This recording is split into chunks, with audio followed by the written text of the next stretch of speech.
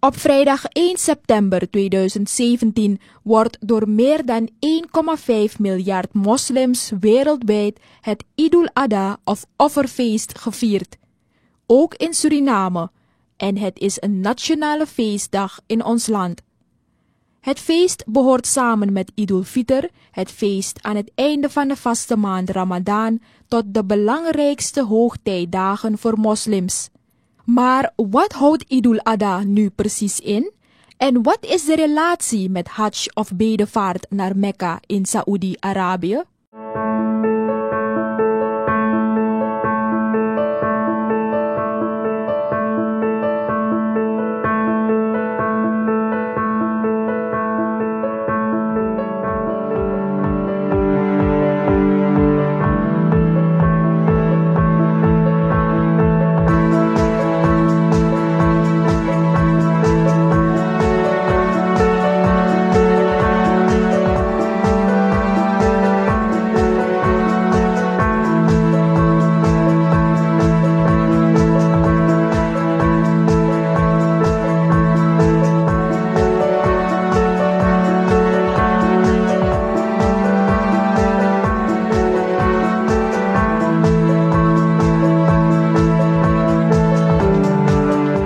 Ibrahim had seen a dream in which he was to slaughter his child, which was one of the most difficult things he ever had to do because it was revelation, and Ismail agreed to be slaughtered.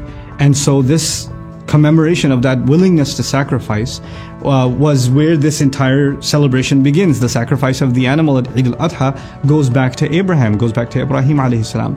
But why is that important for us? It's important for us because that sacrifice was the start of a legacy. When they fulfilled that final test, Allah told Ibrahim alayhi salam that he is going to be made leader over humanity. And when he was made leader over humanity, he asked for one thing and one thing only. Ya Allah, just give us at least one messenger that will fulfill the legacy of prophethood to the utmost. And the fulfillment of that dua is the coming of the Prophet sallallahu alaihi wasallam. And the Prophet sallallahu alaihi wasallam, when he completes his entire mission, performs the Hajj and sacrifices the animal, he fulfills the ritual that was started by Ibrahim alayhi salam. What we are celebrating is actually Allah answering the prayer of Ibrahim alayhi salam. Bismillah ar-Rahman ar-Rahim. Assalamu alaikum wa rahmatullahi wa barakatuh. Welcome to Hajj Rights Made Easy, a whiteboard style presentation concerning the Hajj rights on a day-by-day basis. Now, for many people, the rights of Hajj are an exciting yet daunting prospect simply because of the many rules and regulations involved. So the aim here, inshaAllah ta'ala, is to make Hajj as easy to follow and simple and basic as possible, bearing in mind that we won't be repeating anything that was covered in the previous Umrah rights presentation. The Hajj consists of 6 days. Day number 1 is the 8th of Dhul Hijjah, which is also known as the day of Tarwiyah. And it is on this day that you will assume the Ihram.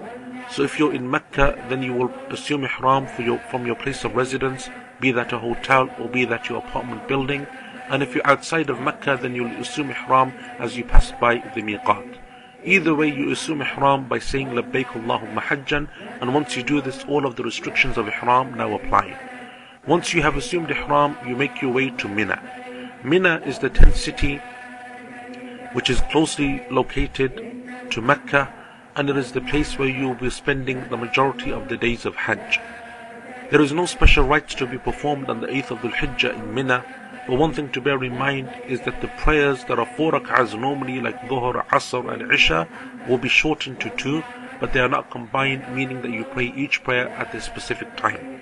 Other than this, use your time wisely and productively, remembering Allah subhanahu wa ta'ala and preparing for the 9th of Dhul Hijjah.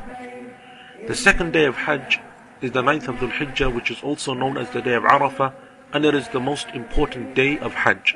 In the morning after you pray Fajr, proceed from Mina and go towards Arafah, and once you arrive in Arafah, aim to be there by Dhuhr. At Dhuhr time, pray Dhuhr and Asr shortened and combined at Dhuhr time, and then continue to make dua until the sun sets. After sunset, you will leave from Arafah and make your way to Muzdalifah. Remember that you do not pray Salatul Maghrib and Isha in Arafah, but rather you wait until you arrive in Muzdalifah. Once in Muzdalifah, pray Maghrib and Isha, shortening the Isha prayer from 4 rak'ahs to 2 and combining the 2 prayers. After this, you rest in Muzdalifah until Fajr of the next morning. The 10th of Dhul Hijjah is the third day of Hajj, and it is known as the day of sacrifice or the day of An-Nahr. And this is the busiest day of Hajj in terms of the rites of Hajj, because there are 4 rites to be completed on this day. These rites can be performed in any order, but you will be following the order of the Sunnah of the Prophet ﷺ. In the morning when you wake up, pray Fajr and make dua until sunrise, and after sunrise proceed from Muzdalifah and go back to Mina. Once you arrive at Mina, you make your way to the Jamratul Aqaba, or to the big pillar. You can collect pebbles anywhere during the days of Hajj, but remember that those pebbles must be made of natural stone. They cannot be cement or tarmac. And also remember that the size of a pebble should be around the size of a chickpea.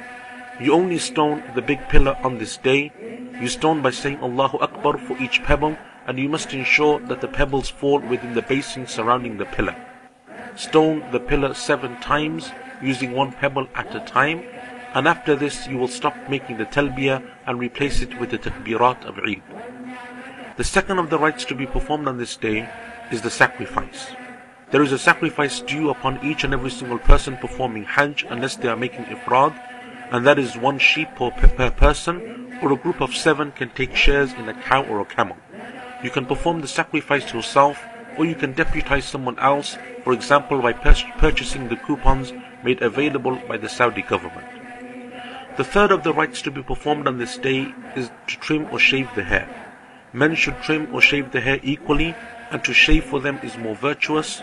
Women trim the hair just as they did for the Umrah by cutting a fingertip's length.